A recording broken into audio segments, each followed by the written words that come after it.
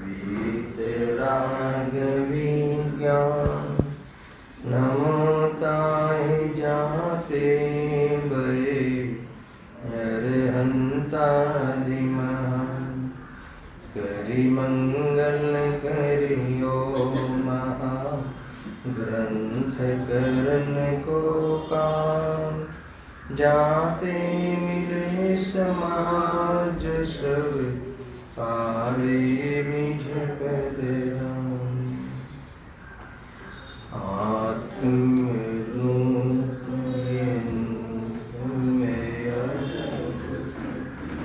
याहि भव सिंधु तरो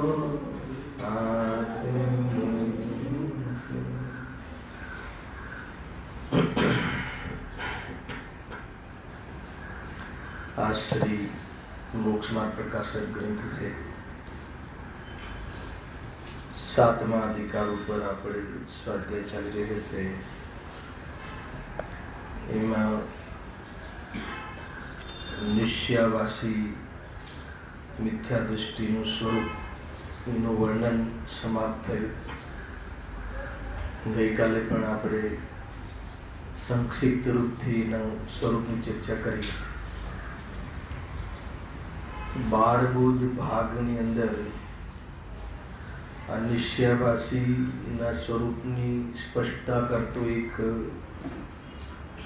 મધ માસ અને મધુ એના ત્યાગની જે લેશન છે ને એમાં બહુ વિશેષ ચર્ચા કરી છે. એમાં 2 કેરેક્ટર બતાવ્યા છે. સત્વસનના ત્યાગની જે પ્રેરણા છે એમાં કેવી રીતે લખ્યું છે સાંભળજો. અદભુત રીતે લેખકે એનું છણાવટ કરી છે. એમાં એક કેરેક્ટર એમ કહે છે કે અમે તો એવું સાંભળ્યું છે કે આત્મજ્ઞાન કરવાથી ધર્મ થાય છે. ખબર કે આત્મજ્ઞાન કરવાથી ધર્મ થાય છે એટલે આત્માનું જ્ઞાન કરવું જોઈએ. જ્યારે આ વાત અમે સાંભળી છે, આ કહી છે શાસ્ત્રમાં, તો પછી તમે અમને આ શરાબ છોડી દો, જુગાર નહીં રમો અને 8 મૂળ ગુણનું પાલન કરો, આ બધી શીખામણ શું કામ આપો? આવો એક પ્રશ્ન કર્યો. બહુ અદભુત જવાબ આપ્યો છે, બહુ જ સટીક ઉત્તર આપ્યો છે. ત્યાં બીજું કેરેક્ટર છે જ્ઞાનચંદ, કોઈ સારું નામ આપી દીધું છે. એ ઉત્તર આપે છે કે ભાઈ તું જે કહે છે તારી વાત સાચી છે. આત્મજ્ઞાન જ એક સાચું તત્વ છે અને એને જાણવાથી, એનો અનુભવ કરવાથી જ સુખી થવાય છે. એ વાત તારી સાચી છે, તદ્દન સાચી, પહેલાં તો સ્વીકાર કરે. પણ કહે છે કે પરંતુ કોઈ શરાબી કબાબીને આત્માનું જ્ઞાન થયું છે? क्या किसी शराबी कबाबी को है ना आत्मा का ज्ञान हुआ है? ખ્યાલ આપો जी, તારી વાત સાચી છે, પણ એવું એક પણ ઉદાહરણ બતાવો કે કોઈ શરાબી હોય, શરાબનું સેવન કરતો હોય, સત્વ્યસનમાં હોય અને આત્માનું જ્ઞાન થયું હોય.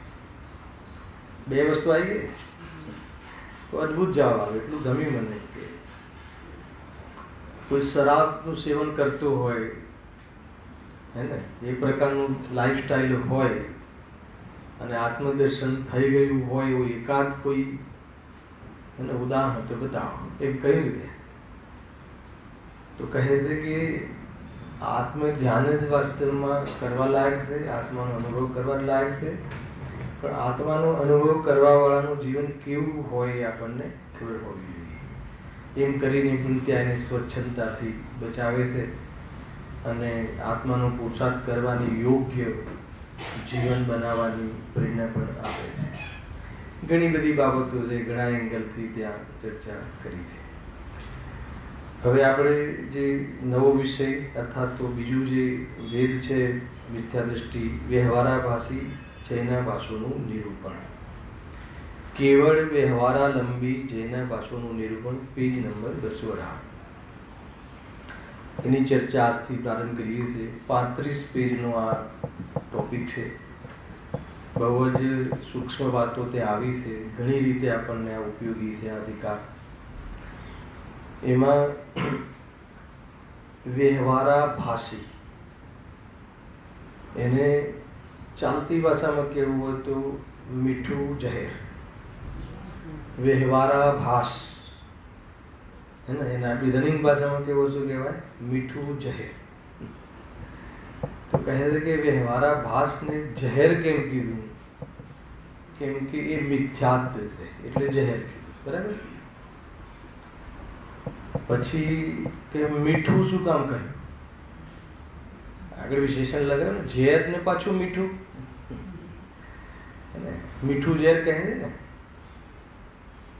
કે મીઠું એટલા માટે કહ્યું કે એમાં આપણને આમ ધર્મ થતો હોય એવું લાગે છે એક, અને એમાં આપણને આપણે ધર્માત્મા લાગીએ છીએ.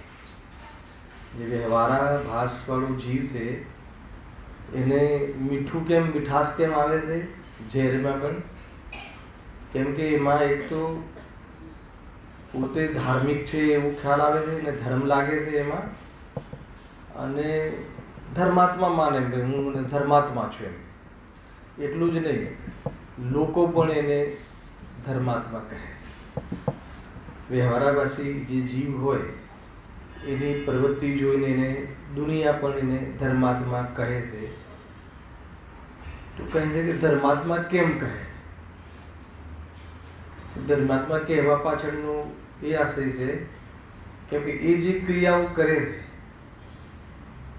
એ ક્રિયાઓ જે પણ ધાર્મિક ક્રિયાઓ જે પણ એક દર્શન આદિ જે ક્રિયાઓ કરે છે, એ ક્રિયાઓમાં કોઈ ક્રિયા વ્યવહારાભાસ નથી. કોઈ ક્રિયાથી કોઈ આભાસ છે, કોઈ ક્રિયાનું નામ આભાસ નથી. અને ક્રિયા તો જળની છે, અને જે ભાવના નિમિત્તે થાય છે એ ભાવ શુભ ભાવ છે, કશાય નિમિત્તા. બરાબર. એટલે કહે છે કે એમાં કોઈ મિથ્યાત્વ નથી. એટલે વ્યવહારાભાસ કોઈ ક્રિયાનું નામ વ્યવહારાભાસ નથી, કોઈ પરિણામનું નામ વ્યવહારાભાસ નથી. વ્યવહારાભાસ અભિપ્રાયનો દોષ છે. બરાબર. પકડી લો. ત્રીજો પડદો, બાહ્ય ક્રિયા, શુભ પરિણામ અને અભિપ્રાય. ક્રિયા તો જેવી ધાર્મિક જીવોની ક્રિયા જેવી હોય છે, જેવી મુનિરાજોની, જેવી સમ્યક દૃષ્ટિ જીવોની, પંચમૂળ સ્થાનવર્તી જ્ઞાનીઓની જેવી ક્રિયાઓ હોય છે, એવી જ ક્રિયાઓ આની પણ હોય છે. એટલે દુનિયા પણ એને ધર્માત્મા કહે. તો એને મજા આવે છે કે દુનિયા પણ ધર્માત્મા માને, રિસ્પેક્ટ આપે, એ પ્રકારનું આદર ભાવ વ્યક્ત કરે, અને પોતે પણ પોતાની ધર્માત્મા માને છે. તો આ મીઠાશ છે. એને મીઠાશ આવી ગઈ. દુનિયા મને ધર્માત્મા જાણે, એમાં મીઠાશ આવે.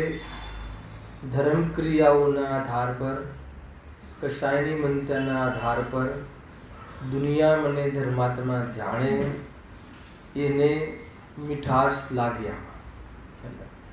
તો કહે છે કે એ દોષ આવી જાય છે. અને એટલે આનું નામ હે ને વ્યવહારાભાસને હું મારું જ્યારે બી આ પકડ લઉં ત્યારે એને મીઠું જાહેર કહું છું. બરાબર ને? ખેર, મેં ગઈકાલે પણ તમને વાત કરી હતી કે આપણને આ જે વાતનો ખુલાસો અહીંયા પંડિતજી કરે છે, એનાથી આપણને લાભ શું થશે કે અગર એ જે અહીંયા લોજિક, તર્ક, પ્રશ્નોત્તરના રૂપમાં અહીંયા ચાલશે, એના આધાર ઉપર આપણે આપણા પરિણામોનું નિરીક્ષણ કરવાનો મોકો મળ્યો છે. કેમ કે આપણે બધાનું જીવન પણ અધ્યાત્મ રસ વાળું છે. એ સિવાય તત્વના વિચારક છીએ, સ્વાધ્યાય આદિ કરીએ છીએ, તત્વ અભ્યાસ કરીએ છીએ, સદાચાર પણ છે, બધું જ છે. તો એની અંદર કોઈ નિશ્ચયાભાસ, વ્યવહારાભાસ કે ઉભયાભાસ આદિ કોઈ આભાસ બીમારી છે કે નહીં એનું નિરીક્ષણ જો સૌથી પહેલાં કરે તો એ પાત્રતાનો પુરુષાર્થ છે. હવે આત્મ પુરુષાર્થ તો બહુ આગળની વાત છે, પણ સૌથી પહેલા પાત્રતાનો જે પુરુષાર્થ છે ને, પ્રારંભિક પ્રયત્ન, જે ફિલ્ડની વ્યવસ્થા છે એ આ રીતે છે કે આપણે કોઈ કાર્યમાં કરીએ છીએ એની અંદર કોઈ આપણો અભિપ્રાય શું છે, એના વિશે આપણે શું માનીએ છીએ. અગર જો આપણે આ ટોપિકોના આધાર ઉપર આપણી એવી કોઈ બીમારી અંદરમાં થઈ ગઈ હોય, આભાસ થઈ ગયું હોય હે ને, તો કહે છે કે એ બીમારી નીકળી જશે. એટલા માટે આ બધા અધિકારો આપણા માટે ઘણા ઉપયોગી છે. બાકી તો જેને જો બીમારી ના હોય અને ખાલી એક સ્ફોટનો અર્થ કર્યો ગુરુદેવશ્રીએ, તો બલ આવી જાય. કેટલો ખાલી સ્ફોટ, કેટલો અર્થ કર્યો હે ને. સ્ફુરાયમાન થાય છે જ્ઞાન જ્યોતિ, સ્ફુરાયમાન થાય છે. જ્ઞાન વડે જ્ઞાનને જાણે હે ને, તો કલી કલી ખીલી જાય છે. કેટલું આજે તો એક ખાલી સ્ફૂટનો અર્થ છે. મેં તો 5 મિનિટ 6 મિનિટ કદાચ આગળથી ચાલતો હશે અર્થ, 33 શ્લોક જે બી હોય હે ને. આત્માનો રાગ પણ, આત્માના રાગનું ફળ પણ પથરા છે. સાંભળ્યું હે? આત્માનો રાગ, એનું ફળ શું છે? પથરા છે, માટી છે, પૈસા છે. એનું ફળ મુક્તિ નથી, આનંદ નથી હે ને. ભોગોના રાગની વાત ના કરી. ભોગોના રાગની તો બધી ફળ શું લેવું એ જોઈ લેજો. ભોગના રાગનું ફળ તો હલાહલ ઝેર છે. હલાહલ ઝેર ખ્યાલ છે ને? તાત્કાલિક મળે. કોનું? શાંતિનું, આત્માની અનુભૂતિનું હે ને, મોક્ષનું. બહુ વિચાર કરવા જેવું છે કે તને એટલી ખબર પડતી નથી કે ભોગોમાં સુખ લાગે છે, પ્રત્યક્ષમાં એ હે ને, લોહી પરું એનાથી શરીર બન્યું હોય, રોગ જ રૂપ છે. એને સ્પર્શ કરવાથી, એનો સંપર્ક કરવાથી તને સુખની કલ્પના તું કરે છે. ઉદ્દેશ્ય કે શરમ નથી આવતી? એના એક પ્રવચનમાં લખ્યું, તને શરમ નથી આવતી? સડેલું ગળેલું શરીર, ગીધ ચાંચો મારે એ શરીરની અંદર તને સુખની કલ્પના કરે છે અને ચૈતન્યના આનંદને છોડી દેશે. આટલી મોટી કિંમત, કિંમતની કેટલી પરિભાષાઓ કરી. મને તો એ જ ગુંજે છે હમણાં આ વિષય કરતા પહેલા. કારણ પૂરું આપે તો કાર્ય થાય ને. 5 કરોડનો હીરો હોય તો પૂરી કિંમત ચૂકવે તો મળે, 5 અબજ લીંબોડી ચૂકવે તો ભલે. એ ગજબ, એમ આનંદ આવે. કેટલી સામાન્ય વાતમાં પણ એટલી માર્મિક વાત. ખ્યાલ લીંબોડી એટલે ત્યાંની લીંબોડી ને હું હવે અહીંયા લીંબોડી એટલે કે જે ભગવાન આત્મા, એ જે બહારમાં ભિખારીપણા, પુણ્યની ભીખ હે ને, પુણ્યની ભીખ માટે કરવામાં આવતા પરિણામો એનાથી આ આત્મા મળે એમ કેવું હતું. કેવી મળે ખ્યાલ આવે છે ભાઈ? આ તો ચૈતન્ય ચિંતામણી છે એને. બહારની ચિંતામણીમાં તો ચિંતન કરવું પડે ત્યારે મળે, યાચના કરવી પડે. અહીંયા તો કોઈ યાચના નહીં, બસ હું ચૈતન્ય સ્વરૂપ છું. બહુ અદભુત અદભુત, બહુ અદભુત છે. ખેર અહીંયા જે ચાલતો વિષય છે મને ત્યારથી દિમાગમાં આવી જાય છે, પકડાય છે એને. બધી આમ મન નથી લાગતું કે કોઈ હવે આગળ કોઈ ચર્ચા કરીએ. એવી પરિસ્થિતિ બને છે પરિણામની કે બહુ જબરજસ્ત વસ્તુ છે. પણ છતાં બી આપણને આટલી ઊંચી વાત મળી છે તો આપણે એને પચાવી નથી શક્યા. તો એનું બી તો કારણ શોધવા માટે ટોડરમલજી પાસે જવું જરૂરી છે. પંડિત ટોડરમલજી પાસે જવું જરૂરી છે. જબરજસ્ત છે ભાઈ. ગઈકાલે ક્લિપ આવી હતી પોસ્ટ કોઈ મુનિરાજના પદની, મુનિરાજની કોઈ કોમેન્ટ્સ આવી હતી. મારા જીવનમાં મેં પહેલી વખત કોઈ મુનિરાજ, વર્તમાન મુનિરાજના મુખથી ટોડરમલજીના આ ગ્રંથનું સમર્થન કરતા જોયા. પહેલી વાર મારી લાઈફમાં. નહીં તો કે આ પંડિતોનો ગ્રંથ છે, અપૂર્ણ છે, ભૂલ છે, આપણે તો એવું જ આપણા કાનમાં તો સાંભળ્યું હતું મિત્ર પક્ષથી. પહેલી વખત મુનિપદમાંથી કોઈ મુનિરાજ વર્તમાનમાં એમને કહ્યું ને જબરજસ્ત ભગવાન આત્માની વાત. કૌશિકભાઈ પહેલી વખત હશે તમારી પાસે, આવતું જ હશે. કેવું પડે ટોડરમલજીને નિરૂપણ કેવું પડે. અને એમને આખો ઓલો પ્રસંગ યાદ કર્યો. 42 વર્ષની ઉંમરમાં રાજાને કોઈ કાનમાં પહેર્યા તો હાથી નીચે દબાવીને એને મોતની સજા ફટકારી. આ ભાષા.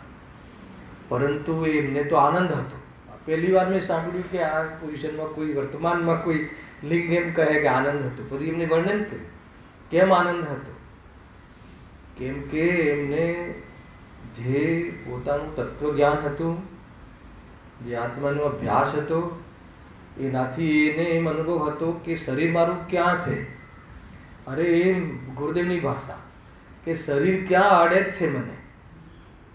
બોલો મને એમ લાગ્યું કે ધીરે ધીરે ધીરે સત્ય પોતાની જગા કરી રહી. મને એટલો આનંદ આવ્યો કે આ વાત આપણા સાધર્મી મિત્રો પાસે પહોંચે તો બહુ મોટી વાત છે. કે આટલા જીવો બધું છોડી છોડીને આવે છે અને ખાલી મંદિરની પ્રતિમા માટે રૂપિયા આપો, આ કરો, એમ ખાલી વ્યવસ્થાઓમાં ધર્મ માનીને જતો રહે તો આપણને એમ થાય કે આ ક્યારે સાંભળે છે કે આસમાં દેહને અડતું નથી. એને એ હાથી પગ મૂકે છે એ વખતે ટોડરમલજીના જીવને એમ અનુભવ હતો કે હાથી તો મને અડતો જ નથી, પણ શરીરે મને અડતું નથી.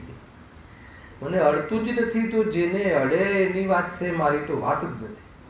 કેટલી શાંતિ હશે આમ કહ્યું એ જીવે. ખ્યાલ આવે ને શું કેવું છે. ભાઈ આપણને તો ગળથુથી માં સંસ્કાર મળ્યા છે.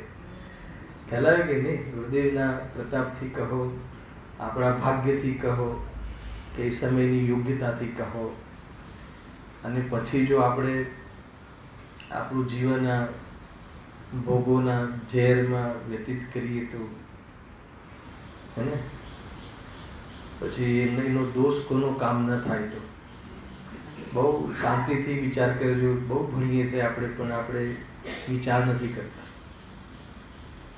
હે ને ભણીએ બહુ છે ચંદ્રકાંત, પણ વિચાર નથી કરતા ભાઈ. હે ને એટલે એમાં પોતાનો વિચાર કરતા નથી, પોતાની સાથે એપ્રોચેબલ વિચાર કરતા નથી. એટલે લાભ જણાતો નથી અને અંતે નિરાશ થઈને અન્ય ખોટા ઉપાયોને પકડી લે. ખુદે કો ગુરુ શાસ્ત્રની સામે પ્રેરિત થઈ ગયા છે. ચમત્કારોમાં આસ્થા કરી લે છે, જીવ નીચે પડી જાય છે. મેં આનું બહુ ઓબ્ઝર્વેશન કર્યું કે થાય શું છે. પહોંચતું નથી, જે પોતાને કેરેક્ટરમાં લાવતું નથી અને એ રીતે દ્રષ્ટ થતું નથી, તત્વ બેઝ નથી રહેતું એને. અને પછી સરવાળે કોઈ ચમત્કાર દેખાડી દે ઘરમાં કોઈ, તો એ ચમત્કારનો બસ પ્રેમી થઈ જાય છે. ભાઈ બહુ વિચાર કર્યો. ગઈકાલે બી મેં કહ્યું હતું કે 2-5 વર્ષ માટેની વ્યવસ્થા જે કરવા નથી છીએ તો આપણે 2-5 વર્ષ જ રહેવાના છીએ. આત્મા અનાદિ અનંત છે ને, તો અનંતકાલ રહેવાના છે. તો એની કોઈ વ્યવસ્થા, અરે એની વ્યવસ્થામાં એટલું જ કરવાનું છે કે અનાદિ અનંત જ છે જ્યાં, તો પછી એના ટકે એના માટે ઘર બહાર આદિની જરૂર શું છે. આટલો નિર્ણય કરવાનું નામ જ વ્યવસ્થા છે. આટલો તો નિર્ણય જ્યારે અનાદિ અનંત છે ને, અનંતકાલ રહેવાનો છે ને, તો અનંતકાલ પોતાના સામર્થ્ય સાથે રહેવાનું છે ને, પોતાની સર્વશક્તિઓ સાથે જીવત રૂપે રહેવાનું છે ને, કે કોઈ ખોટ આવી રહેવાની છે એમાં. આપણે જે અનંતકાલ રહેવાના છીએ તો કોઈ ખોટ આવી જશે ક્યારે, કે પૂરા અનંત શક્તિઓ સહિત સામર્થ્ય સહિત રહેવાના છે. તો પછી અસ્તિત્વ પણ કાયમ અને પોતાની સંપત્તિ પણ કાયમ. હવે એની રક્ષા કરવા કે બચાવવા, કોઈના ચરણ પકડવા કે કોઈ પુણ્ય કમાવાની કોઈ આવશ્યકતા લાગે છે? તો આ તૈયારીઓ કરવાની, આ તૈયારીઓ, મનોમંથન, પરિણતિની અંદર વિજ્ઞાન, આ પ્રયત્ન, આત્માના અનુભવ માટે કરવામાં આવતો તત્વ નિર્ણય અને નિર્ણયની દ્રઢતા અને એના માટે થતી પ્રતીતિ, વાહ! આ જીવન નિહાલ થઈ જાય. જીવને પછી એને કઈ ચિંતા, એને થોડુંક વિકલ્પ આવ્યો. અને આ ગુરુદેવસિંહની જે ડાયરેક્ટ દિશના આપણને જે અર્યંતની વાણી ડાયરેક્ટ અહીંયા મળે છે, તો આપણને આપણા ભાગ્યની કિંમત છે કે નહીં જરા જોજો. આપણને આપણા આ ભાગ્યની કોઈ વેલ્યુ છે કે નહીં એ જોજો. પુણ્ય ભોગોમાં ખર્ચવા જેવું નથી. બરાબર ને? પુણ્ય મળ્યું છે એને સરખી રીતે સદુપયોગ કરવાથી, હે ને, એ માહોલમાં પુણ્યની પણ અનિવાર્યતા ના રહે એવા જીવનની ઘોષણા છે. એટલા માટે બહુ શાંતિથી વિચાર કરવા જેવો છે. હવે વ્યવહારાવાસી આટલા માટે ટૂંકમાં મારે એની સાથે સાથે કનેક્શન કર્યું છે કે આપણને આ વાત મળી છે, ડાયરેક્ટ વાત જે હોય, જે અધ્યાત્મ, જે આત્માના અનુભવમાંથી ડાયરેક્ટ નીકળે છે એવી વાત આપણને મળી છે. એ મળ્યા પછી બી બીમારી જે ઘૂસી ગઈ, એને આત્માથી જેની જે બીમારી ઘૂસી ગઈ, એ બીમારીની અહીંયા સાવધાની રાખવા અર્થે આ વ્યવહારાદાસી આદિનું પ્રકરણ અહીંયા આવ્યું છે. એમાં બસ એટલું કહેવું હતું કે આપણા માટે આની ઉપયોગિતા એ છે કે આપણી કોઈ દૃષ્ટિમાં દોષ હોય, અને આ ભાસ દૃષ્ટિનો દોષ છે, આ ભાસ આચરણનો દોષ નથી. ખ્યાલ આવે ને? આચરણ તો બરાબર છે, આચરણ તો આગમ અનુકૂળ છે વ્યવહારાભાષીનો, એને જે આગમમાં કહી ધર્માત્માઓની જે ક્રિયાઓ છે એવી તો ક્રિયાઓ છે, એવી તો પરિણામોની મનતા છે, જીવ દયા આદિ બધું એનું જીવન છે, અષ્ટમો ગુણનું પાલન છે, અને પવિત્રતા છે, પરિણામોમાં પવિત્રતા છે. તો કહે છે કે એની અંદર કોઈ અભિપ્રાયની કોઈ ભૂલ હોય કે પરિણામ અને આત્માનું રિયલ પરિણામ, વિતરાગ પરિણામ, વિતરાગતા અને રાગ, વિતરાગતા અને રાગ, જ્ઞાન અને રાગ, સ્વભાવ અને વિભાવ, એનું અંતર ખ્યાલ ના હોય, બંનેનો ભેદ ખ્યાલ ના હોય, એને બંનેના ભિન્નતા ના ભાસતી હોય, બંનેમાં કોઈ એને કારણ કાર્યના આધાર ઉપર એની અનિવાર્યતા ભાસતી હોય, એનો આધાર આધીનતાનો અંદરમાં આધાર હોય, તો કહે છે કે એને આત્માનો અનુભવ વગરનો જીવ દુઃખી થાય છે. આ બહુ સ્પષ્ટ છે. ક્યાં કેવી રીતે આની વાત રજૂ કરી છે એની ચર્ચા આપણે હવે પ્રારંભ કરીએ છીએ. જો ઉત્થાનિકા છે શરૂમાં, પહેલા જે 3 પેરેગ્રાફ છે ભૂમિકાના છે, કમસે કમ આપણે આજે એને ટાર્ગેટ કરી સમજીએ છીએ. હવે વ્યવહારા ભાસ, બરાબર છે, વ્યવહારા ભાસ પક્ષના ધારક જૈના ભાષોના મિથ્યાત્વનું નિરૂપણ કરીએ છીએ. આ પ્રકરણ ચાલુ થતાં પહેલા એક બીજી વાત કરી દઉં કે આજે આ પ્રકરણ છે ને આપણા માટે સમજવું બહુ સરળ છે. કેમ કે આપણને પૂજ્ય ગુરુદેવશ્રીનું પૂરું જીવન, અગર એમને કોઈ જીવ પર પ્રહાર, કોઈ પરિણામ પર પ્રહાર કર્યો હોય તો એક વ્યવહારા ભાસ પર પ્રહાર કર્યો છે. નિશ્યાવાસની તો વાત બતાવી છે, પણ નિશ્યાવાસ કરતાં પણ એમને વ્યવહારા ભાસ ઉપર એટલું પ્રહાર કર્યો છે કે કોઈ બી પ્રવચન ઉઠાવી લો, 2-4-5 લીટી પછી આવે દયા, દાન, વ્રત, ભક્તિ, પૂજા, પાઠ આદિ ધર્મ નથી, ધર્મનું કારણ નથી, એને આશ્રય ભાવ છે, અને એને બી ટોપિસ્ટમાં લઈ જવું હોય તો અરે પ્રત્યક્ષમાં તીર્થંકર પ્રકૃતિનો બંધ થાય એવી વિશુદ્ધિ, એવો શુભ ભાવ પણ મુક્તિનું કારણ નથી. આ એમની જીવનની પેટેન્ટ રહી. તમે કોઈ બી ચરણાનુયોગ કે દ્રવ્યાનુયોગ કોઈ બી વાત ઉઠાવી લો, એને હર 2-3 પેરેગ્રાફ પછી એક વાર તો એમને આ વાત આવી જતી હશે. હેલો, એટલે આપણને આ વાત પરિચિત છીએ આપણે, પણ કદાચ એનો મર્મ ખબર નથી. તો એ ભૂલ કેમ રહી ગઈ? પહેલાં તો એ નક્કી કરો કે એમને આ વાત કયા સંજોગોમાં ઉઠાવી, હે ને, કે એમનું જ્યારે દિગંબર જૈન ધર્મ, આ સાચા ધર્મમાં જ્યારે એમનું આગમન થયું અને ત્યારે એમને સમાજની જે પરિસ્થિતિ જોઈ, જે સમાજ સંપર્કમાં આવ્યો, જે પણ કોઈ સમાજ દિગંબર આદિ સંપર્કમાં આવ્યો, તો એમને જોયું કે અહીંયા તો જે આ ધાર્મિક ક્રિયાઓ તો બહુ છે અને પાછી સાચી ધાર્મિક ક્રિયાઓ છે. એ જ્યાંથી આવ્યા, ક્યાંથી આવ્યા, સ્થાનકથી આવ્યા ને, તો ત્યાં તો મૂર્તિનો જ સ્વીકાર નહોતો, પહેલાં તો પ્રતિમાનો જ સ્વીકાર નહોતો, હે ને, ભગવાનની સ્થાપનાનો સ્વીકાર નહોતો.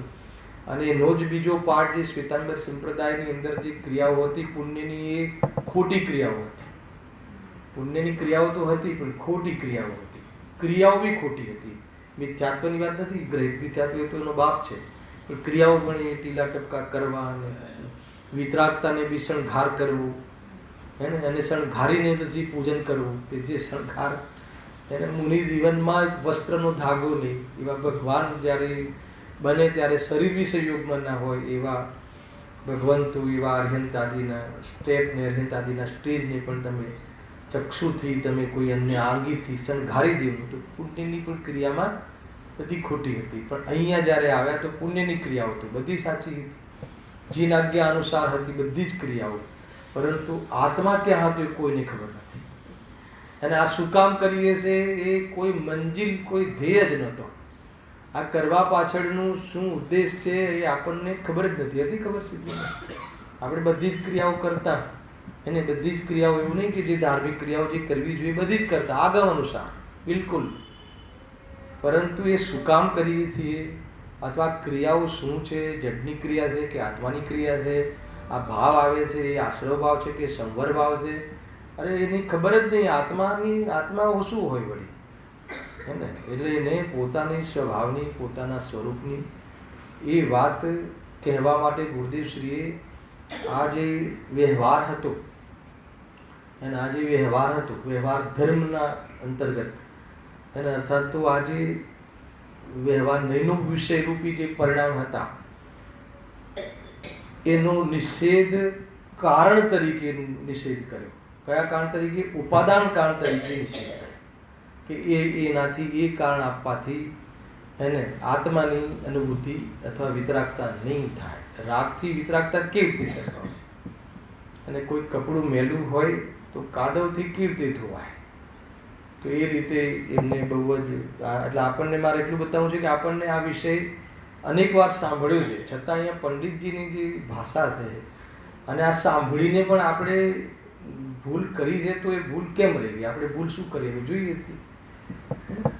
કે વ્યવહારા ભાષી એને આપણે તો અંદરમાં મીઠાશ તો લાગે જ છે, હે ને ભાઈ. તમને સામાન્ય વાત કહું છું, મેં ડેલી તમારી રેગ્યુલર તમે અહીંયા આવો છો આ શુભ અનુષ્ઠાનમાં, સ્વાધ્યાય કૃતિમાં, અને કોઈ વિદ્વાનો દ્વારા એની નોટિસ કરવામાં આવે અને શાસ્ત્ર સ્વાધ્યાયની વચ્ચે તમારું ઉદાહરણ લેવામાં આવે પ્રેરણા અર્થે, તો તમને શું થાય કહો? તમને એમ લાગે આજનો દિવસ તો મારો ખડી ગયો, જાણે કે સમ્યક દર્શન થઈ ગયું હોય એવો જીવન ભાવ કરે છે કે નથી કરતો? તો કહે છે કે મીઠાશ તો રહી, હે ને.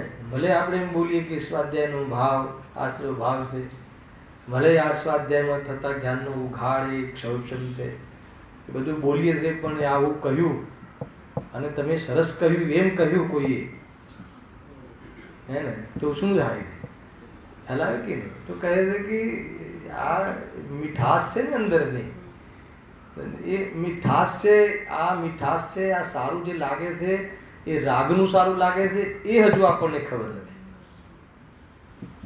હલાવે પકડવું તો પડશે, મનનો ચોર પકડવો તો પડશે, કેમ કે અભિપ્રાયની ભૂલો છે.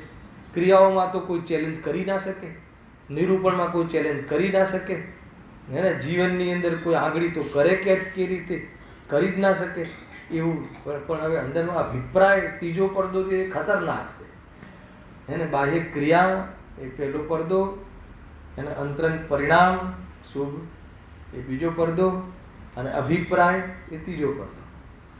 અને 3 પડદા પડે પછી નાટક છે. હેલા જે મુખ્ય નાટક છે ને, મુખ્ય કેરેક્ટર એ તો આ 3 પડદાની પાર છે, તો એ પાર તો કરવા પડશે. બધી બાબતો છે ભાઈ, બહુ વિચાર કરીએ, જો વાંચીએ છીએ. હવે વ્યવહારાભાસ પક્ષના, હવે પહેલથી જ કહી દીધું કે વ્યવહારાભાસ કહ્યું એટલે એને વ્યવહારની ક્રિયાઓ કે વ્યવહારના કાર્યો તો એને છે, પૂર્વમાં એને હોય છે.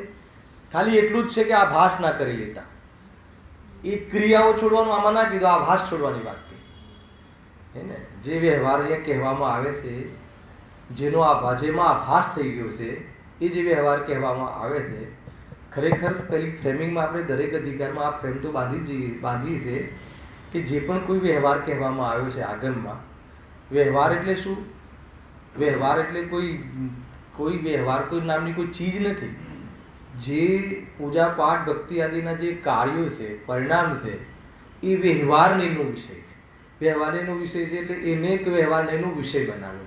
એ હોય બધાને, પણ એ વ્યવહારનો વિષય છે એનો અર્થ એ છે કે પરમાર્થ નથી. ખ્યાલ એટલું નક્કી કરવાનું છે. અને વ્યવહારનો વિષય છે એટલે એનો અહંકાર કરવાની જરૂર નથી, એને લઈને કોઈ પ્રાઉડ ફીલ કરવા જેવું નથી. એ ન હોવું જોઈએ એમ વ્યવહારનો અર્થ નથી. વ્યવહારનો અર્થ એ છે કે એનો પ્રાઉડ ફીલ નહીં કરતા. એ તમારા આપણા હોય ખરું, પણ આત્મકલ્યાણમાં એને કારણ ઉપાદાન રૂપ નથી. એટલી વાત સમજવાની છે બસ. ખ્યાલ. પરંતુ ખરેખર જોવામાં આવે, દર વખતે આપણે સ્થાપના કરી દઈએ છીએ કે જે પણ કોઈ વ્યવહાર હોય છે તો નિશ્ચય વગરનો વ્યવહાર કેવી રીતે હોય. સાંભળજો, પહેલાં બહુ વાર ચર્ચા બી થઈ હતી, પણ મારી તો આદત છે કે પહેલાં તમને કહી દઉં, પણ એ પ્રવચનમાં તમે આવ્યા ના હોય, પછી બીજા ત્રીજા પ્રવચનમાં તમે એને ચેલેન્જ કરો તો એ તો ભાઈ તમારી ભૂલ છે, મારી ભૂલ નથી. દરેક જગ્યાએ આ વાત સમજજો કે નિશ્ચય વગર, પરમાર્થ વગર ઉપચાર કોનો વ્યવહાર? નિશ્ચય વગર વ્યવહાર કોનો? ડાબડીમાં પથરા ભર્યા હોય તો એ ડાબડીને, એને લોખંડની ડાબડીને હીરાની ડાબડીનો ઉપચાર કેવી રીતે ઘટે? ના ખ્યાલ આવે? ભલે એ બહુ સ્ટીલની કે જે બી ફર્સ્ટ ક્લાસ ડબ્બી બનાવી હોય, પણ એમાં હીરો મૂક્યો જ ના હોય, તો પછી એ ડબ્બીને હીરાની ડબ્બી કહેવાનો વ્યવહારનો શું અર્થ છે? ખ્યાલ આવે તેમને? એટલે નિશ્ચયપૂર્વક વ્યવહાર હોય છે. એક સાંભળજો. બીજું, જે પણ કોઈ વ્યવહાર હોય છે નિશ્ચય માટે હોય છે. શું કહ્યું? જે પણ કોઈ વ્યવહાર હોય છે નિશ્ચય માટે હોય, પરમાર્થને બતાવવાનો હોય છે. બરાબર છે? કોઈ બી એ પેકિંગ છે ને, જો પેકિંગ છે, વ્યવહાર એ પેકિંગ છે. વસ્તુ અલગ છે, પેકિંગ અલગ છે. પેકેજિંગ ભાઈ, ઓર પેકેજિંગનું છે ને પેકિંગ. તો એ પેકિંગ શું કરે છે? પેકિંગમાં કેવું આર્ટવર્ક બનાવવામાં આવે છે? પેકિંગમાં એના ઉપર ફોટા હોય છે કે આમાં ફલાણી પ્રોડક્ટ છે, ફલાણી પ્રોડક્ટ છે. એટલે પેકિંગ એક તો એ બતાવે છે કે આમાં આ પ્રોડક્ટ છે. બરાબર છે? બહુ સ્પષ્ટ છે ને. અને પેકિંગ બીજું શું કરે છે કે એ વાપરવાની હોય ચીજ, યુઝ કરવાની હોય ત્યાં સુધી સુરક્ષિત રાખે છે. શું કીધું? બે વસ્તુ થઈ ને. પેકિંગની યુટિલિટી શું છે? તમે કોઈ દિવસ બિઝનેસમાં કોઈને સમજાવ્યું? આવું સમજાવજો આજથી. પેકિંગની કેટલી ઉપયોગીતા છે બિઝનેસ વધારવો હોય તો. ખેર શું વધારે તો પાપ પુણ્યના ખેલ છે. એ તો સંસાર વધારવાના ક્ષેત્ર છે. શું પ્રેરણા આપે એમાં તો. બરાબર છે કે નહીં? પેકિંગની શું ગણતરી એ છે ને કે એમાં પ્રોડક્ટ શું છે, એના પર બરાબર ફર્સ્ટ ક્લાસ ઇન્ફોર્મેશન હોય છે બધી. આ ક્વોલિટી છે, આ પ્રકારનું ડિઝાઇન છે, આ છે, તે છે, આ સાઇઝ છે, એ બધું ઇન્ડિકેશન કરે. અને ઘરે લઈ જઈએ ત્યાં સુધી હે ને સુરક્ષિત રહે છે. પણ પછી તમે પેકિંગ કાઢો જ નહીં તો નહીં, એટલું ટોપ પેકિંગ છે. શું કહ્યું? આ વ્યવહાર ભાષા આવી ગયો ભાઈ. ટોપ પેકિંગ છે અમારી પાસે, પણ અંદર શું છે એનો સ્વાદ છે કંઈ ખબર ના કે પેકિંગ ટોપ છે. તો કે આ બધું જે પેકિંગ ટોપ છે ને, બહારમાં પૂજા પાઠ આદિ બહુ પેકિંગ. એટલે એ પેકિંગ એ બતાવે છે કે આને જે દેવશાસ્ત્ર ગુરુના શરણમાં આવે, તત્વનો અભ્યાસ કરે, એ પેકિંગથી એ ખ્યાલ આવે છે કે આ વિતરાગતાનો ચાહક છે. કેમ કે આના અંતર્ગત વિતરાગતા પ્રાપ્ત કરવાનો પુરુષાર્થ થઈ શકે. એટલે પેકિંગ છે. મુનિરાજને નું પેકિંગ છે નિર્ગ્રંથતા. વસ્ત્રનો ધાગો નહીં, તો તમને શરીરની નિર્ગ્રંથતા નહીં જોવાની, શું જોવાની કે આમને વસ્ત્રનો એ રાગ નથી, એટલે એટલા વિતરાગી છે કે પરમાણુ માત્રનો કે કોઈ પણ પ્રકારની ચેષ્ટાનો કે કોઈ બી શારીરિક ક્રિયાઓનો કે દૈહિક ક્રિયાઓનો પણ એમને રાગ નથી. જોયું શું? નગ્ન શરીર જોયું નાગું, અને માન્યું શું કે જે વિતરાગી છે. હવે કે પેકિંગ જોઈને આપણે અંદરના માલનો નિર્ણય કરવામાં આવે છે. તો એ પ્રોસિજર છે આ. પરંતુ કોઈ પેકિંગને જ માલ માની લે, હેલો, કોઈ ખાલી નગ્ન થવાને જ કોઈ ધર્મ માની લે, તો કે નગ્ન તો કેટલા ભોગના પ્રસંગોમાં બી નગ્નતા હોય છે. તો ક્યાંથી પકડશો તમે? શરીરના મોહી જીવોને પણ, શરીરના રાગી જીવોને પણ સૂર્યના તાપ માટે બી એ વસ્ત્રથી નિર્વસ્ત્ર થતા હોય છે. તો માત્ર નિર્વસ્ત્ર થઈ જવું એનું નામ ધર્મ નથી. રાગને તોડવાનું નામ ધર્મ છે. ત્યાં તો આપણું ધ્યાન જ નથી થતું. બહુ બધી બાબતો છે ભાઈ, ધ્યાન રાખજો. અને પેકિંગ અંદરના માનનો પરિચય કરાવે છે, વ્યવહાર એ પરમાર્થને બતાડે છે. અગર જો વ્યવહારના માધ્યમથી પરમાર્થ તરફ ધ્યાન ના જતું હોય તો સમજી લેવું કે આને પુણ્યની રુચિ છે. થોડી ભૂમિકા બાંધી દેવું જો, આજે ચિંતા નહીં કરતા. અગર વ્યવહારની અંદર શુદ્ધાત્માનો ઉદ્દેશ ના હોય, શુદ્ધાત્મા પામવાનો કે ભગવાન આત્મા દેખવાનો કે વિતરાગ થવાનું પ્રયોજન ના હોય, તો સમજી લેવાનું કે આને રાગની રુચિ છે. રાગની રુચિ એટલે પુણ્યની રુચિ છે. પુણ્યની રુચિ એટલે સંસારની રુચિ છે. સંસારની રુચિ એટલે સટકાયેલા જીવોની, હિંસાવાળા જીવનની એને રુચિ છે. સમજી લે, ક્યાંક નીચે ઉતરી જાય છે જીવ, એને ખ્યાલ જ નથી. અગર મૂળ જે પ્રયોજનથી કરવામાં આવે છે આ, એ પ્રયોજન તો એને ખબર જ નથી, અને એ કર્યા કરે છે તો ક્યાંથી પહોંચવાનું છે? ખ્યાલ આવે કે નહીં? એ રીતની આખી બહુ જબરજસ્ત વાત છે આ. તો નિશ્ચયપૂર્વક વ્યવહાર હોય છે. વ્યવહાર નિશ્ચય માટે હોય છે, નિશ્ચયના પોષણ માટે હોય છે. બે વસ્તુ. અને નિશ્ચય પ્રગટ કરવાના ઉદ્દેશથી, પરમાર્થને પ્રાપ્ત કરવાના ઉદ્દેશથી પૂર્વમાં પણ વ્યવહારનો વિષય જે છે એવો વ્યવહાર દરેકના જીવનમાં હોય છે, દરેક આત્માર્થીના જીવનમાં હોય છે. પરંતુ એમાં પરમાર્થનો પુરુષાર્થ, પરમાર્થને મેળવવાનો પુરુષાર્થ તો ન કર્યો.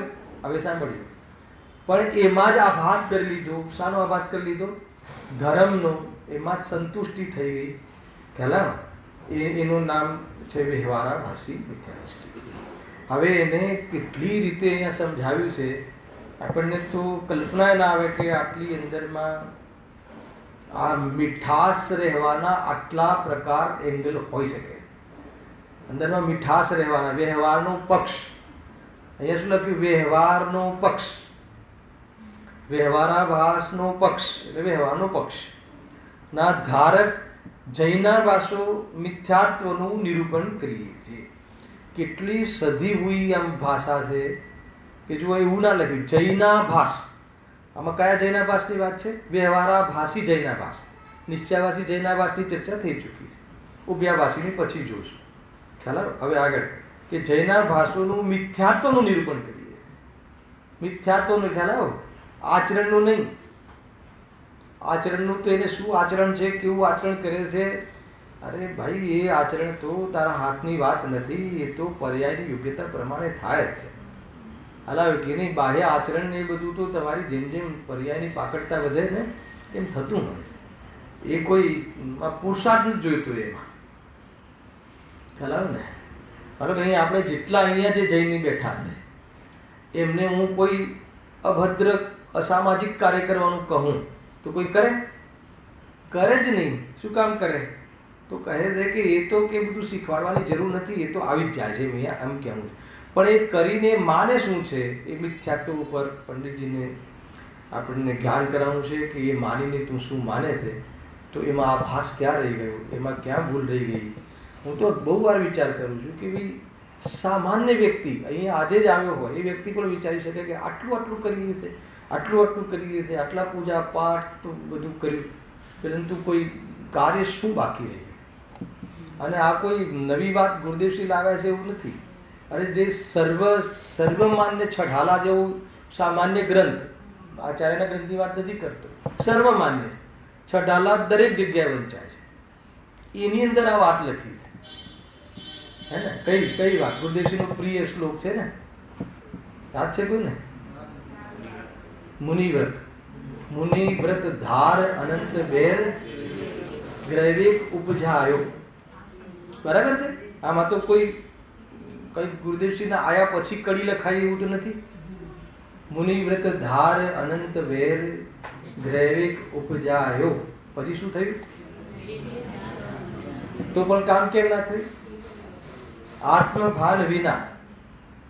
હે ને? એ જ છે ને બીજી લીટી સુધી, નિજ આત્મ જ્ઞાન બિન લેશ સુખ ન પાય. બરાબર છે? આમ જ છે ને, નિજ આત્મ જ્ઞાન બિન. અરે મુનિ પદ ધારણ કર્યું. આ સામાન્ય આપણે જે કરીએ છીએ ને, રાત્રિમાં ના ખાવું, ના કાંદા ના ખાવા, બટાકા ના ખાવા, એની વાત નહીં. મુનિવ્રત, મહાવ્રત ધારણ કર્યા, નિરતિ 4, જીના આજ્ઞા અનુસાર કમ્પ્લીટ, કોઈ દોષ નહીં. પરંતુ બાકી શું રહી ગયું? તો કહે છે કે નિજ આત્મ જ્ઞાન વિના લેશ સુખ પામ્યો નહીં, એક જરી પણ આનંદને પ્રાપ્ત કર્યો નહીં. તો કે આ વાત છે કે નહીં શાસ્ત્રોમાં પહેલાથી? તો કે આપણને કેમ એ નથી સૂચતું કે ભાઈ આ વાત તો અનાદિ અનંત શાશ્વત વાત છે, આ તો જ્ઞાનીઓએ કરેલી અને પામેલી વાતો છે. ભાઈ ધ્યાન રાખવું જોઈએ એમ કંઈ કહે છે. મારે એટલું જ બતાવવું હતું કે આ વાત શાસ્ત્રમાં હતી. અહીંયા આવી ગુરુદેવશ્રી આપણને બતાડી કે જો મુનિવ્રત ધાર, મુનિવ્રતનો નિષેધ કર્યો. મુનિવ્રત ધારીને જે કરવાનું હતું એ તો કર્યું નહીં. હલાવ્યું કે મુનિવ્રત ધારીને બી તું પછી તો પાછું કામ તો એ જ કર્યું, લૌકિક કાર્યોને જ સપોર્ટ કર્યો, સમર્થન આપ્યું. તો ફાયદો શું થયો? કાં તો પુણ્યની રુચિ થઈ ગઈ.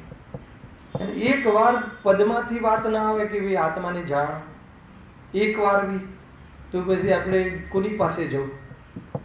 પછી આપણે કોની પાસે જવું? અગર જો વિદ્વાનો પાસે નથી જવું, એને કોઈ સમ્યક પાસે નથી જવું, ચલો જે પદ ધારણ કર્યું છે એની પાસે જવું છે, પણ એક વાર તો આત્માની વાત ના આવે તો પછી ક્યાં જવું? એમની પાસે મૂંઝવણ છે કે નહીં?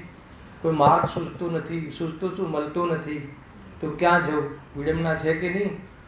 પરંતુ ભાગ્ય ફાટ્યા, એને વિડંબના રહી નહીં. હવે તો કામ કરી લે. ખ્યાલ આવે કે ભાઈ સમજવા જેવી વસ્તુ છે આ. બસ કોઈ વખત આ રીતે મન બની જાય છે તો બહુ મહિમા આવી જાય છે. બસ પણ છે તો રાગ. ખ્યાલ કે નહીં? કોઈ મિત્રવત, કોઈ ગુરુવત મહાન કાર્ય આપણા જીવનમાં કોઈના દ્વારા થયું હોય તો રાગ આવી જાય છે, પણ છે તો રાગ. બહુ વિચાર કરવા જેવું છે. જો હવે વ્યવહારાભાસ પક્ષના ધારક જૈનના ભાષોના મિથ્યાત્વનું નિરૂપણ કરીએ છીએ. હવે પછી જે અઢીની પંક્તિ છે ને, અઢી લીટીની, એ પંક્તિ મૂળ સમજો. એ આની ગાથા છે. 35 પેજ સુધી આ વાતને આગળ સમજાવવાના છે, એટલે બહુ મહત્વની છે. સાંભળજો. જીનાગમમાં જ્યાં વ્યવહારની મુખ્યતાથી ઉપદેશ છે કે નહીં? પહેલા ક્યાં ક્યાં છે? વ્યવહારની મુખ્યતાથી ઉપદેશ છે. ક્યાં ક્યાં છે? જો ચરણાનુયોગ તો મુખ્ય રૂપથી એમાં તો વ્યવહારનો ઉપદેશ છે. કર્ણાનુયોગમાં બી છે, પ્રથમાનુયોગમાં બી છે, અને દ્રવ્યાનુયોગમાં બી ક્યાંક ક્યાંક વ્યવહારની મુખ્યતાથી પણ ચર્ચા આવે છે. આવી ને 16 વલાનું સોનું જ્યાં સુધી પ્રાપ્ત ન થાય ત્યાં સુધી એને આ વ્યવહાર માર્ગને અંગીકાર કરજે અને પરમાર્થને સાધજે. મૂળ વાત એ છે પરમાર્થને સાધજે. કોઈ એક વાત ધ્યાનમાં રાખો કે શુભ ભાવ છોડાઈને કોઈ પાપમાં લગાડવાની વૃત્તિ ના હોય, એને એ તો સ્વભાવમાં લઈ જવા માટે આ પ્રકારની વાત કરવામાં આવે છે. અહીંયા જે નિષેધ કરવાનું છે ને એ નિષેધ કરે, એના માટે નિષેધ નથી કે પાપમાં લગાડવા છે જ્ઞાનીઓએ આપણને. જો જીનાગમમાં જે વ્યવહારની મુખ્યતાથી ઉપદેશ છે તેને માની, શું માની? તેને શું માની? અંગીકાર કરી, ધર્મ રૂપે અંગીકાર કરી, જે બાહ્ય સાધન આદિકૃત શ્રદ્ધાન આદિ કરે છે શું કહે છે? બાહ્ય સાધન આદિકનું જ શ્રદ્ધાનાદિક કરે છે. બાહ્ય સાધન કયા? બાહ્ય સાધન કયા? ક્રિયામાં લઈ લો. પહેલા તો બાહ્ય સાધન એટલે પૂજાની ક્રિયા, ભક્તિની ક્રિયા, એ બધી ક્રિયા હે ને. અને બીજી અંતરંગ ક્રિયા, એના રિલેટેડ, એના નિમિત્તમાં થવાવાળી કશાયની મનતા શુભમાં. એ કહે છે કે એનું શ્રદ્ધાનાદિ કરે છે. શ્રદ્ધાનાદિ કરે છે એટલે એને જ ધર્મ માને છે, એનાથી સંતુષ્ટિ થઈ જાય છે, એને કારણ માની અને આત્મની દ્રષ્ટિનો પુરુષાર્થ જ કરતો નથી, એમ એનું શ્રદ્ધાન કરે છે. શું માને છે કે બસ ધર્મ થઈ ગયો. ક્રિયા સાચી છે, તારી જ્ઞાનીઓને બી હોય છે, ધાર્મિક જીવોને બી આવે છે, એનો ક્યાં નિષેધ છે? પરંતુ એ શું કહે છે કે એને માની એને માત્ર એને જ ધર્મ માની અને એવું શ્રદ્ધાન રાખે છે કે બસ મેં ધર્મ કરી. હેલા અહીંયા એનું વાંધો છે. અહીંયા શું કહે છે? બાહ્ય સાધન આદિકનું શ્રદ્ધાનાદિક કરે છે, બરાબર. એનો અહીંયા નિષેધ કરે છે. અહીંયા કહે છે કે ભાઈ બાહ્ય સાધન આદિકનું તું શ્રદ્ધાન કરે છે તો કહે છે કે એનાથી ધર્મ નહીં થાય. અને ત્યાં આવ્યું ને, જો ત્યાં સમય આપણે નિશ્ચયાવાસીનું તમે તુલના કરો, થોડી મજા આવશે. બતાવું તમને. જો ત્યાં બી બાહ્ય સાધન આદિકનું, ત્યાં તો જો હવે કરો. અહીંયા શું કરે છે કે બાહ્ય સાધનાદિકનું સમર્થન કરે છે. બાહ્ય સાધનાદિકને શું કરે છે? શ્રદ્ધાન કરે છે. અને નિશ્ચયવાસીમાં બાહ્ય સાધનાદિકનો નિષેધ કરે છે. બતાવું તમને બંનેમાં વિરોધ લાગશે. અને બે વિરોધ લાગે, તમને લાગતો હશે પણ બે પાપી છે. શું કહ્યું? બે મિથ્યા દૃષ્ટિ, બે ધર્મના વિરોધી છે અને પરસ્પર પાછા વિરોધી છે. બે પરસ્પર વિરોધી હોય તો એક તો સારો હોય ને. બે ખરાબ કેવી રીતે? બે વિરોધી હોય તો એમાં એક સાચો ને એક ખોટો એમ હોય કે ના હોય? જો અહીંયા શું કહે છે કે બાહ્ય સાધન આદિકનું શ્રદ્ધાન કરે છે, સમર્થન આપે છે, એને ધર્મ માને છે, ધર્મ માનીને અંગીકાર કરે છે અને એને જ વાસ્તવમાં પોતાનું સ્વરૂપ માને છે. હવે ત્યાં શું કરે છે જુઓ, 205 નંબર. વળી મોક્ષ માર્ગમાં તો રાગાદિક વટાડવાનું, શ્રદ્ધા જ્ઞાન આચરણ કરવાનું હોય છે, બરાબર. પહેલો પેરેગ્રાફ. તેનો તો વિચાર જ નથી. પોતાના શુદ્ધ અનુભવથી પોતાને સમ્યક દૃષ્ટિ માની. શુદ્ધ અનુભવથી એટલે અનુભવ નહીં, આ ભગવાન આત્માની વાત જ્ઞાનમાં માત્ર સાંભળીને એ રીતે અનુભવ, અથવા તો આગળ લીધું ને કે પર્યાય દૃષ્ટિએ પોતાને શુદ્ધ માનીને, સ્વભાવથી હું શુદ્ધ છું એમ અનુભવ કરીને નહીં, એમ માનીને અન્ય સર્વ સાધનોનો નિષેધ કરે છે. ત્યાં નિષેધ કરે છે, સાંભળજો. તો ત્યાં નિષેધ કરે છે, એનો નિષેધ પંડિતજી કરે છે, સાંભળજો. અને અહીંયા બાહ્ય સાધન આદિકનું સમર્થન કરે છે, એનો નિષેધ પંડિતજી કરે છે. તો પંડિતજીની ભૂલ કહેવાય કે ના કહેવાય? સમજો, હું જે લોજિક બતાવવા માંગુ છું, સમજણ પડવી જોઈએ. તમે નિશ્ચયાવાસીમાં તો એમ કહ્યું, ત્યાં તો પ્રેરણા આપી કે તું વ્રતાદિ કેમ કરતું નથી. તો ત્યાં વ્રતાદિનું સમર્થન જે કરવામાં આવ્યું તો ધર્મનું સમર્થન કરવામાં નથી આવ્યું. એ તો એમ એને વિકલ્પ માનીને પાપમાં ચાલુ જતો હતો, ત્યાંથી રોકવા અર્થે અને એમાં માહોલમાં રહી અને પરમાર્થને સેવા માટે એને કહ્યું હતું. એ તો સર્વથાનો નિષેધ કરે છે અને આ સર્વથા માને છે. બરાબર કે નહીં? શુભ ભાવને ધર્મ માને છે એટલે સર્વથા એનો અંગીકાર કરે છે. આત્માની બાજુ તો બંને નથી જતા, એટલે બે ખોટા. શું કહ્યું? પેલો આત્માની વાતો કરે છે, વાતો કરીને સમ્યક દર્શનનો ભ્રમ કરે છે અને રાગાદી શુભ ભાવ, પૂજા પાઠ, વેદ જ્ઞાન આદિના વિચારોને શું કહે છે? વિકલ્પ કહે છે અને વિકલ્પ કરીને છોડી દે છે અને પાપમાં ચાલુ જાય છે, પ્રમાદમાં ચાલુ જાય છે. એ બી આત્મા પાસે ના ગયો. આત્માની વાતો કરવા વાળો પણ આત્મા પાસે ના ગયો. એકદમ સાદું કેવું હોય તો એમાં આપણે આવીએ કે નહીં મને ખબર નથી. હેલો. અને પેલો હે ને ભગવાન આત્મા હે ને, એ ચૈતન્ય સ્વરૂપ હું છું એની તો ખબર નથી, એ સાંભળવું ગમતું નથી. શું કહ્યું? ભગવાન આત્માની વાત આવે તો નારાજ થઈ જાય છે. હે ને, વ્રતાદિની વાતોમાં બહુ ભાવ હોય છે અને વ્રતાદિ કરે છે અને વ્રતાદિ કરીને વિતરાગ થવાનો, રાગ કરીને વિતરાગ થવાનો પ્રયાસ કરે છે અને વિતરાગી તત્વને જોતો નથી. એટલે બંને જીવ આત્માને તો જોતા નથી, એટલે બંને કેવા છે? મિથ્યા દૃષ્ટિ. નહીં તો કોઈ કે ભાઈ બોલો નિશ્ચયની વાત કરે છે, ચલો એનો વ્યવહાર ખોટો માનો, એની વ્યવહારને નથી માનતો ને, પણ નિશ્ચય તરીકે તો વ્યવહાર એક વ્યવહાર ખોટો અને નિશ્ચય ખોટો. નિશ્ચય ખોટો, એનો વ્યવહાર ખોટો. નિશ્ચય વ્યવહાર બંને હોય, બે સાચા હોય તો બંને હોય તો જ સાચું, હે ને. અને બંને સાધક દશામાં બંને હોય છે, હે ને. સમર્થન શુદ્ધાત્માનું હોય છે. તમે એમ નહીં સમજતા કે અહીંયા કોઈ નિશ્ચયાવાસી મિથ્યાદૃષ્ટિમાં જે શુભભાવનું સમર્થન કર્યું છે અને વ્યવહારાવાસીમાં શુભભાવનો નિષેધ કર્યો છે એવું લાગતું હોય તો હજુ આપણે સમજ્યા નથી. તો નિશ્ચયાવાસીમાં શુભભાવનું સમર્થન નથી કર્યું, ત્યાં શુભભાવનું સમર્થન એટલે ધર્મ માનવાનું નથી કહ્યું. કહ્યું છે કે તું પાપમાંથી સીધું શુદ્ધમાં જવાતું નથી, એટલે શુભમાં આવી પાપ તરફનું તીવ્રતાનું છોડી અને રાગના ભાવનું પ્રયોજન છે, વિતરાગતાનું પ્રયોજન છે. શુભમાં આવવા માટે વિતરાગતાનું પ્રયોજન છે, શુભનું પ્રયોજન નથી. અને અહીંયા શું કહે છે પંડિતજી? કહે છે કે તું વ્રતાથી કરે છે પણ એ બધું તારું ચિત્ત પવિત્ર કરે છે, પરંતુ એ કરીને જે તું વિતરાગી તત્વ છે એ તરફ તો જોતો જ નથી, તું ચૈતન્ય સ્વરૂપ છે તો જોતો જ નથી, તો એ કે તારું કાર્ય નહીં થાય. બહુ ગજબની વસ્તુ છે. નીચે જુઓ આખું લખ્યું છે, શાસ્ત્ર અભ્યાસ કરવો નિરર્થક બતાવે છે, દ્રવ્યાદિ ગુણસ્થાન માર્ગના સ્થાન અને ત્રિલોકાદિના વિચારોને વિકલ્પ ઠરાવે છે, તપસ્યા કરવાને વ્રથા કલેશ કરવો બનાવે છે, વ્રતાધિક ધાણ કરવા તેને બંધનમાં પડવું ઠરાવે છે, તથા પૂજન આદિ કાર્યોને શુભાશ્રવ જાણી ત્યાગરૂપ પ્રવૃત્તિ છે. પછી શું કરે છે? પછી શું કરવું જોઈએ એ કહો. ચલો પહેલા કહો, આ બધું કરવું જોઈએ કે ના કરવું જોઈએ? હું તો કહું છું કરવું જોઈએ. આપણે વિરોધમાં બેસી જઈએ કે કરવું જોઈએ, પણ એ કરીને શું કરવું જોઈતું હતું? આત્મામાં જવું જોઈતું હતું. પણ એને એ ક્યાં ગયો? ઇત્યાદિ સર્વ સાધનોને ઉથાપી આત્મામાં ગયો. એમ લખ્યું છે. શું લખ્યું તમારું શબ્દ? પ્રમાદી બની પરિણમે છે. હરાવે કે નહીં? પ્રમાદી બનીને પરિણમે છે, એનો નિષેધ કરવા અર્થે કહે છે પંડિતજી કે તું બસ શુભાવને તો વિકલ્પ ઠરાવીને દૂર કરી દીધા, નિર્વિકલ્પનો તો તારા ઠેકાણા નથી, અને પછી ક્યાં હોઈશ તું? કોઈ પાપમાં થોડી લગાડવું છે. કેટલી બધી ફોર્મ્યુલા આપી, તમને યાદ કરાવી દઉં. જુઓ અહીંયા, જુઓ 206, 200 બધા પાના પર છે આ બધી વાત. જો આ લખ્યું 210 પર કાઢો. જો માટે શુદ્ધોપયોગ ન હોય ત્યારે અશુભથી છૂટી શુભાવમાં પ્રવર્તવું યોગ્ય છે, પણ શુભને છોડી અશુભમાં પ્રવર્તવું તો યોગ્ય નથી. ત્યાં બી લખ્યું ને. પછી એના નીચે બીજું કે એ પ્રમાણે, એટલે કેવળ નિશ્ચયાવાસીના ઉપરનો પહેલા, એ પ્રમાણે આ વાત સિદ્ધ થઈ ગઈ કે જ્યાં શુદ્ધોપયોગને થતો જાણે ત્યાં શુભ કાર્યનો નિષેધ જ છે.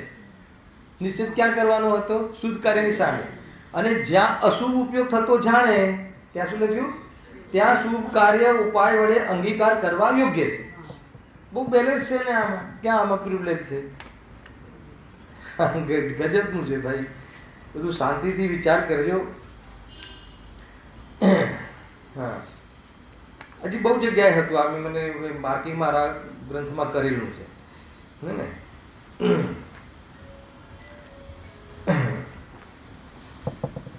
જોઈ લેજો. ક્લેરિટી આવી કે નથી આવતી તમને? શું ક્લેરિટી આવી? શું ક્લેરિટી આવી? હે ને? બધું આખું ક્લેરિટી આવી તો શું આવી કે ભાઈ જે આ શુભભાવવાદી છે ને એમાં ધર્મ માનવાનો નિશ્ચિત કર્યો છે, અને શુભભાવ આદિમાં આવીને શું કરવું એ ચૂકી રહ્યા છીએ. આ માહોલમાં આવીને એને શું કરવું જોઈએ, એટલે શું કરવું જોઈએ? એટલે ભેદ્યાન કરવું જોઈએ, એને વિતરાગતાનો રસ આવવો જોઈએ, રાગનો રસ છૂટવો જોઈએ. એ બધા તરફ આપણું ધ્યાન છે જ નહીં. ખ્યાલ આવ્યો? તો એ નહીં, એ તરફ ધ્યાન આપવું જોઈએ. બસ આટલું જ કહ્યું છે. કાંઈ બહુ કોઈ બીજી કોઈ વાત આમાં એવી કરી નથી. આટલું જ કહ્યું છે. હવે સાંભળો જોરદાર. જુઓ, જીનાગમમાં જ્યાં વ્યવહારની મુખ્યતાથી ઉપદેશ છે તેને માની જે ગ્રાહ્ય સાધન આદિકૃત સદ્ધનાદિ કરે છે તેને ધર્મના સર્વ અંગ અન્યથારૂપ થઈ મિથ્યાભાવને પ્રાપ્ત થાય છે. બહુ જોરદાર લખ્યું છે. તે વિસ્તારથી કહે છે. આ વાત જ કરવાની છે આગળ. શું કહ્યું કે જે આગમમાં મોક્ષ માર્ગનું, નિશ્ચય મોક્ષ માર્ગનું નિમિત્ત જાણીને, નિમિત્ત કારણ જાણીને વ્યવહાર મોક્ષ માર્ગનું નિરૂપણ એનું મુખ્યતાથી ઘણી જગ્યાએ કર્યું છે. કર્યું છે કે નથી કર્યું? અહીંયા લખ્યું કર્યું છે. એ કર્યું છે તો શું કામ? નિરૂપણ માટે જ કર્યું છે કે અંગીકાર કરવા બી કર્યું છે? અંગીકાર કરવાનું પણ કહ્યું છે. આગળ આવ્યું ને. પણ આગળ શું કહ્યું કે તેને માની જે બાહ્ય સાધન આદિનું સદ્ધન આદિ કરે છે તેને ધર્મ માની લે, તેને કાંઈક માની લે, મને કાંઈક થયું એમ માની લે, હું દુનિયાથી ઊંચો એમ માની લે અને એવું શ્રદ્ધાન કરે તો આગળ બહુ ખતરનાક વાત લખી, તેને ધર્મના સર્વ અંગ અન્યથા રૂપ થઈ ગયા, મિથ્યાત્વ ભાવને પ્રાપ્ત થાય છે. કયા અંગ ધર્મના? પરમાર્થી 3 અંગ: શ્રદ્ધા, જ્ઞાન, ચારિત્ર્ય, સંબંધી. તો જેની શ્રદ્ધા ખોટી, સાંભળજો, જેની શ્રદ્ધા ખોટી કોના બાબતમાં? પોતાના બારામાં, પરના બારામાં, રાગના બારામાં, જ્ઞાનના બારામાં. રાગ રહ્યો એની કોઈ ચિંતા નહીં કરતા. અને અહીંયા તો કહે કે ભૂમિકામાં અશુભ ભાવ આવે એની બી ચિંતા કરવાની ના પડી. પણ પહેલાં તું શ્રદ્ધા ખોટી, જેનું શ્રદ્ધાન ખોટું એનું બધું ખોટું. શ્રદ્ધા એટલે કઈ કોની શ્રદ્ધા? હું ચૈતન્ય છું અને શરીર હું નથી, તો એ શ્રદ્ધા નથી એની બરાબર. એ તો એવી શ્રદ્ધા કરે છે કે હું તો દેહ છું, તો શ્રદ્ધા ખોટી. માનો રાગાદી ભાવ અહીંયા પ્રકરણમાં લઈએ, મોક્ષ માર્ગના પ્રકરણમાં લઈએ તો અણુવ્રત, મહાવ્રત, શુભ ભાવ આદિ હોય ખરા, પણ એની શ્રદ્ધા ખોટી. શ્રદ્ધા ખોટી એટલે શું? કે એને ધર્મ માની લીધું, એને વિતરાગતાનું કારણ માની લીધું, એને સંબળનું કારણ માની લીધું અને એને પોતાનું જીવન બનાવી લીધું. એ જ છે મારા માટે બધું સર્વસ્વ એમ માની લીધું. લીંબોડીથી ખરીદવા ગયો આત્મા એમ કહેવું એ રીતે છે. હા, તો એ શું કહે છે?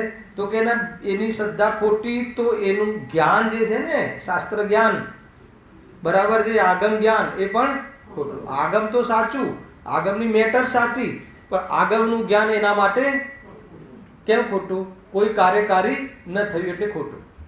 પછી આ આચરણ, હવે જે આચરણ કર્યું એ બી ખોટું, જુઠ્ઠું, ખોટું કહ્યું, મિથ્યા આચરણ થઈ ગયું. મને તો આ બાબતમાં એટલી વખત આમ એ વખતે ભય લાગતો આ સાંભળીને કે આપણું આચરણ મિથ્યા આચરણ છે ને. આટલું બધું આમ જબરજસ્ત ગુરુદેવશ્રીની વાણી સાંભળીએ છીએ ને, બરાબર અર્થ કરીએ છીએ ને, અર્થ સમજીએ છીએ ને, ઉપાય કરીએ છીએ, પણ કે એનું જ તને મહિમા આવી ગયો ને એને તે કંઈ માની લીધું તો કહે છે કે તારું આ આચરણ પણ મિથ્યા આચરણ, અનંત ભાવ વધારવાનું કારણ, ભવના ભાવનું કારણ નહીં. હેલાયો કે નહીં? બહુ જબરજસ્ત વાત છે કે નહીં? અન્યથા રૂપ થઈ મિથ્યાત્વ ભાવને પ્રાપ્ત થાય છે તે વિસ્તારથી કહે છે. આનો વિસ્તાર આગળ આવવાનો છે. એ સિવાય બીજા સાધનોની બી વાત સાંભળી લો. અંતિમ વાત કે જેની શ્રદ્ધા ખોટી, એના જે બાહ્ય સર્વ સાધનો, બાહ્ય સાધનો લઈ લો, જે બી સાધનો, પૂજા પાઠ વ્રત સંયમ જે બી લીધું હોય અને જે બી કર્યું હોય એ બધું કેવું છે? એ બધું મિથ્યા ભાવ છે. જેની શ્રદ્ધા ખોટી એના બધા સાધનો ખોટા. અચ્છા મને બતાવો ઋષભ, એ સાધનો ખોટા કેમ? જ્ઞાની ઉપવાસ કરે તો એનું ફળ બી બંધ છે, અજ્ઞાની ઉપવાસ કરે તો એનું ફળ બી બંધ છે. પણ જ્ઞાની ઉપવાસ કરે એને તો તમે શું કહો છો? એને વ્યવહાર ચારિત્ર્ય કહો છો. અને આ મારું આચરણને તમે શું કહો છો? તો કહે છે કે એના ઉપવાસ આદિનો એને મહિમા નથી, ધર્મ માનતો નથી. એક, બે અને ત્રીજું કે એ કાલમાં એ પ્રસંગમાં એને શામાં હેતુ બનાવે છે? સ્વરૂપમાં જવાનો પુરુષાર્થ કરે છે, એમાં કારણ બનાવે છે, એમાં નિમિત્ત બને છે. એટલા માટે એની ઉપયોગિતા એને છે. અને આપણે શામાં બનાવીએ છીએ? મેં ઉપવાસ કર્યો, મારું સરઘસ કાઢો. શું કરો? સરઘસ જે કહેતા હોય હે ને, આ કરો તે કરો, પત્રિકાઓ લખો, ફોટો છપાવો, આ ફોટો આ રાખજો, પેલો ફોટો રાખજો, પેલી પત્રિકા છપાવે એમાં. એને ખબર જ નથી ધર્મની, તો કઈ દૂર દૂરની વાત ખબર. તું તારું કામ કર ને, જેને રાગ હશે કરશે, અને એને બી તું કરવાનું ત્યાગ કરી દે કે ભાઈ મારે કોઈ વસ્તુ ઉજવવાની નથી તમને, કેમ કે મને મરશે જ નથી. ખ્યાલ આવે કે નહીં ભાઈ? બહુ એને એ જ્ઞાની અજ્ઞાનીની આ ક્રિયાઓ, આપણી જે ક્રિયાઓ છે મિથ્યા એટલા માટે કહેવાય છે કે એના નિમિત્તે આપણને સંસાર વધે છે કે સંસાર ઘટે છે. બધા એ જે કાર્યો કરીએ છીએ, ધાર્મિક કાર્યો, એના નિમિત્તે આપણે કસાયો વધારીએ છીએ કે કસાયનો અભાવ કરીએ છીએ? બધા એના નિમિત્તે કસાયનું પોષણ કરીએ છીએ કે કસાય અથવા તો કસાયનું પોષણ કરવાનું બંધ રાખીએ છીએ? મોં ઢીલો કરીએ છીએ કે મોંને દ્રઢ કરીએ છીએ? તો પછી એ કાર્ય, ભલે એ કાર્ય કરવા છતાં હલાવે ને, ભેદ છે ને. કોઈ શુષ્ક જ્ઞાનમાં, કોઈ ક્રિયા જડ થઈ રહ્યા શુષ્ક જ્ઞાનમાં, કોઈ ક્રિયા જડ થઈ રહ્યા શુષ્ક જ્ઞાનમાં, કોઈ માને માર્ગ મોક્ષનો કરુણા ઉપદેજો. સહજાનંદ